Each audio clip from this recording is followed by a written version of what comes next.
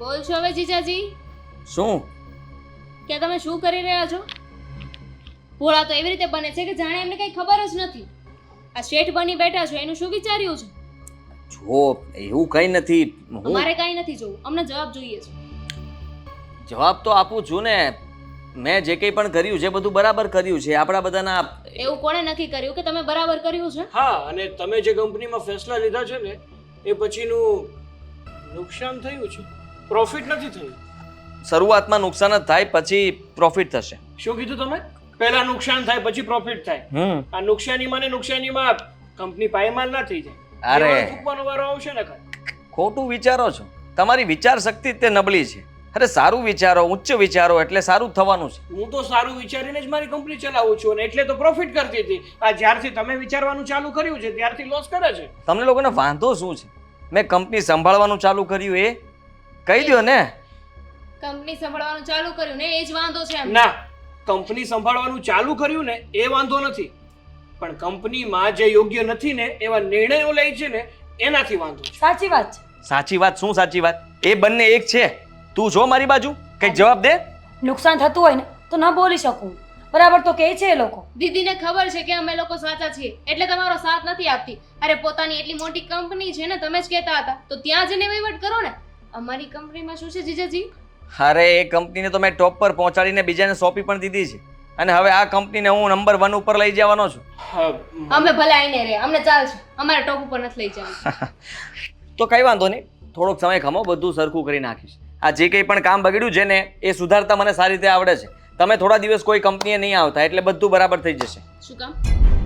તમને એટલું બધું સારું આવડે છે, કંપનીને સંભાળવાની ખબર પડે છે, તો બધાની સામે સંભાળીને બતાવો ને, સારી રીતે, વ્યવસ્થિત રીતે. અને તમને કોણે કહી દીધું કે તમે કંપનીના બોસ થઈ ગયા છો?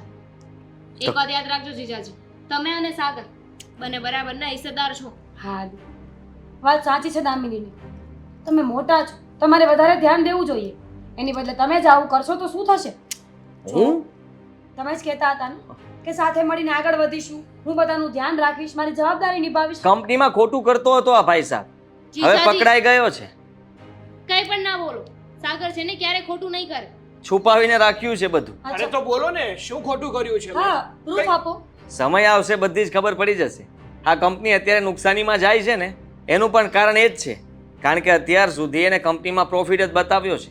ક્યારેય કોઈ દિવસ સાચી હકીકત તો બતાવી જ નથી તમને લોકોને કે કંપનીમાં ચાલી શું રહ્યું છે.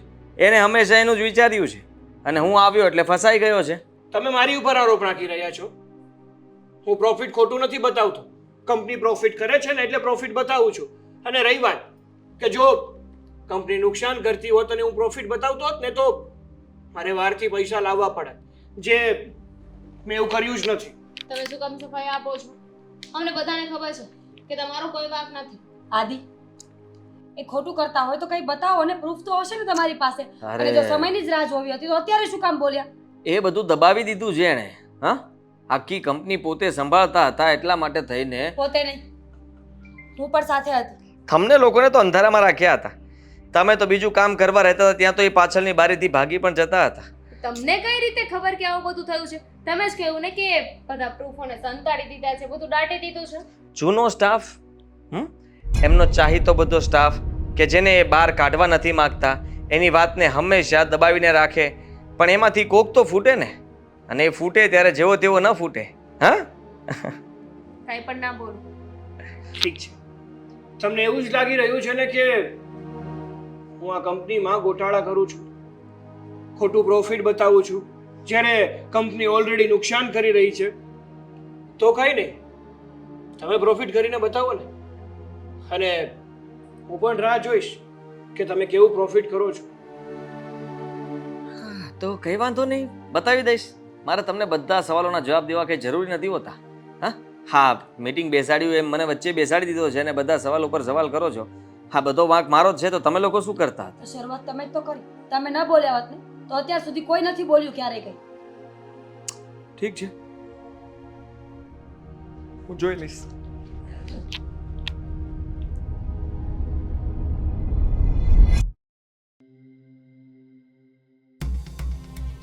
જુઓ, મેં વિચાર કરી લીધો છે, મારે આ ઘરમાં જ નથી રહેવું. હું આ ઘર છોડીને જાઉં છું. આ બધા જે જુઓ તે મારા પર આરોપ નાખી રહ્યા છે અને આ કંઈ સારી વાત નથી. આદિકુમાર, જે કોઈ પણ કહી રહ્યા છે ને એ તમારા પોતાના જ છે. મારી દીકરી મીરા એ તમારી પત્ની છે અને દામિની એ તમારી સાડી છે. અને રહી વાત સાગર કુમારની, તો 3 વર્ષમાં ક્યારેય સાગર કુમારે કોઈ પણ વાતને આટલી ઉગ્ર થવા જ નથી દીધી. આ 3 વર્ષની અંદર ઘરમાં ગુસ્સો શું ને એ મેં એમના ચહેરા પર નથી જોયો.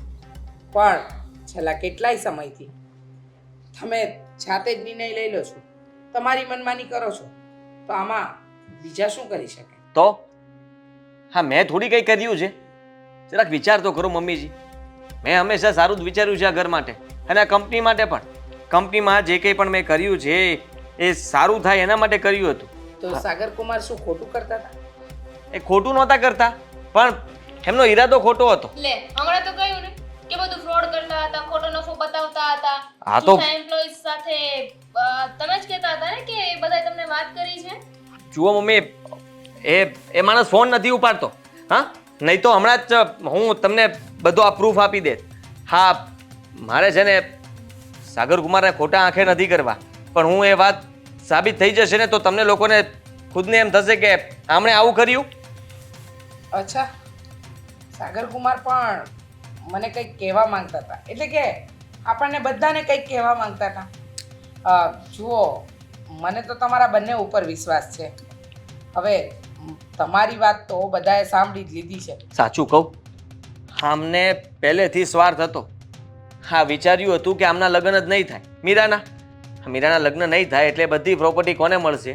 સાગરને. કેટલાક વર્ષ મીરાને એ લોકો સાચવવાના હતા ને. હા, બંને સ્વાર્થી માણસો છે અને એણે એ જ વિચાર્યું હતું કે જે કંઈ પણ પ્રોપર્ટી છે બધી પોતાના નામ પર કરી લેશે. સાગર, હું શું કહું છું? હા, હા, તમે એટલી બધી બોડી બનાવી છે, શું કામની છે? એટલે કહેવા શું માંગો છો તમે? હે? હા, 1 મિનિટ. હવે જો તમે તમારું આ બધું ભૂલી લીધું હોય તો જરાક હું બોલી લઉં. મારે રહેવું જ નથી અહીંયા. તમારે બોલવાનું જે બોલવાનું હોય હું જાઉં પછી બોલજો ને. ના ના, સાબિત કરીને પછી નિરાતે જાવ ને, એટલે એક વાતનું નિવારણ આવી જાય. પછી તમે નીકળ્યા હોય ને કઈ વાત હોય તો પાછો ધક્કો. બસ મીરા, મારાથી આ બધું સહન નથી થતું હવે. અપમાન ઉપર અપમાન કરે છે મારું તો તમે આ શું ઘરમાં. કરો છો? તમે પણ તો એ જ કરો છો ને. એનો નંબર નથી તો નંબર અમને આપો. નંબર બંધ, ફોન બંધ કરી દીધો છે. એડ્રેસ તો હશે ને, માણસનો હુલિયો તો ખબર હશે ને કમ સે કમ. ખાલી નામ આપી દો. કંપનીનો માણસ છે ને, બધી ડિટેલ્સ હશે. મને એ નથી સમજાતું કે કંપનીનો માણસ આમને બધું શું કામ કહેવા આવ્યો હશે. કાંઈ પૂછ્યું હશે, કાંઈ ઇન્ક્વાયરી કરી હશે ત્યારે ને. અને જો એ સાચો જ હોય તો પછી આટલી બધી બહેસ કરવાની કોઈ જરૂર નથી. કારણ એની પાસે કે પહોંચી જઈએ ને. કારણ કે છે ને મીરાબેન, એ કોઈ વ્યક્તિ છે જ નહીં. ઓલા આપણે જ્યારે નાના હોય ત્યારે આપણા મમ્મી કેમ કહે કે દીકરા સૂઈ જા નકર ભૂત આવશે, અને જો ભૂત આવશે ને તો તને લઈ જશે. બસ આ વાતમાં પણ કંઈક આવું જ થઈ રહ્યું છે. હવે તમે લોકો છે ને ધ્યાનથી સાંભળો. હા, આદિકુમાર છે ને આપણી સાથે સંબંધ બનાવ્યો, તમારી સાથે લગ્ન કર્યા, હવે આપણી સાથે રહે છે. અને શું કીધું હતું આપણને કે એમને મોટી કંપની છે, એ વેલ સેટ છે, સારી એવી એમની ઇન્કમ છે, બંગલો છે, ગાડી છે, બધું જ છે, કઈ વાતની કમી નથી. પણ હકીકત તો એ છે કે છે જ. આદિકુમારને આમાંનું કંઈ નથી. હા, ખોટું નહીં બોલ. હા, હા તો કંઈ નહીં, તમે સાબિત કરી દો ને. અને જો તમે સાબિત ના કરી શકતા હોય ને તો મારી પાસે પુરાવો છે. શું છે? બતાવો. હા, બતાવો. તમે શું છો, શું નહીં, શું કરતા હતા, શું કરવા માંગો છો ને, બધા જ પુરાવા છે મારી પાસે. પુરાવા ને હા, બતાવી દો એમને. કારણ કે મારી સાથે તો તમે વાત કરી જ લીધી છે. લો. તમારા મા બાપ, તમારો ધંધો અને આદિકુમાર, ખાસ તમે કહ્યું એ પ્રમાણે આ ઘરમાં તમે મને મા માનો છો. હા, ખબર છે આ કોણ છે? દામિની, મીરા. કદાચ તમને નહીં ખબર હોય, પણ મેં અને સાગર કુમારે એક ચાલ ચાલી. આ કંપનીની ગળમથલ, ઘરમાં ઝઘડા, તમારી બે બહેનો વચ્ચેના ઝઘડા નાના મોટા, આ બધું જોતાં મને લાગ્યું કે હવે સમય આવી ગયો છે કે તમને લોકોને આમની સાચી હકીકત જણાવવી જરૂરી અને અમારે પણ જાણવી જરૂરી. એટલે સાગર કુમારનો ફ્રેન્ડ છે, એની પાસેથી અમે બધી જ ડિટેલ કઢાવી અને ખબર પડી કે હા આદિકુમારના મા બાપ નથી કોઈ ધન દોલત, નથી કોઈ મિલકત કે નથી બીજી કોઈ વસ્તુ.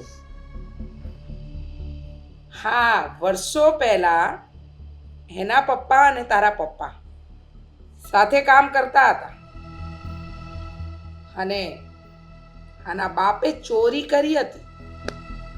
ચોરીનો ઇલ્ઝામ તારા પપ્પા પર નાખ્યો અને સાચી હકીકતની જાણ થઈ અને આના બાપને જેલ થઈ. બદકિસ્મતીથી જેલમાં આના બાપનું મોત થઈ ગયું અને એ વાતનો બદલો લેવા માટે એણે મીરા સાથે લગ્ન કર્યા. કારણ કે આજ સુધી તારા સાસુ સસરાને નથી મળ્યા. લગ્ન પછી ગામડે લઈ જવાની વાત કરી તો એ પણ નથી કરી શકી. હા, બધું કરીને તમે શું મેળવવા માંગતા હતા? બરબાદ. તમને બરબાદ કરવા તો આવ્યો હતો. તમને બધી ખબર જ પડી ગઈ છે તો પછી હવે છુપાવીને કંઈ મતલબ નથી. કંપનીમાં નુકસાન થવું એ તો હજી શરૂઆત કરી હતી. હા, થોડો સમય વહેલા હું પકડાઈ ગયો. હજી થોડો સમય પછી પકડાનો હોત ને તો કદાચ તમે લોકો રોતા હોત અને હું ભાગી ગયો હોત, પણ એવું ના થયું. ચિંતા નહીં કરો. તમે જે આ ફ્રોડ કર્યું છે ને એ જ રસ્તે જે તમારા બાપે અપનાવ્યો હતો એ જ રસ્તો તમે અપનાવ્યો. એ રસ્તે જવાની તૈયારી કરી લો. સાગર કુમારે પોલીસને ફોન કરી દીધો છે. બહાર રાહ જોઈ શકો છો, આવતા જ જશે.